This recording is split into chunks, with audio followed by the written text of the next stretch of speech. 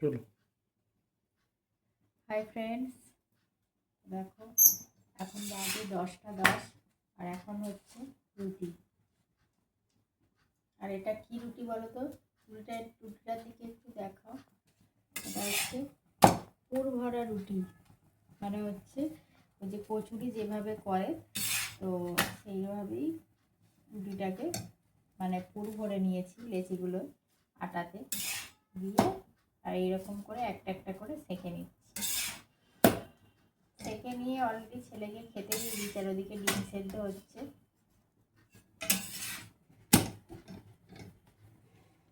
তো বন্ধুরা দেখো, আজকে একটু রাতই হয়ে গেল, 10টা বেজে গেছে। এতক্ষণ হয়ে যায় অন্য দিনে।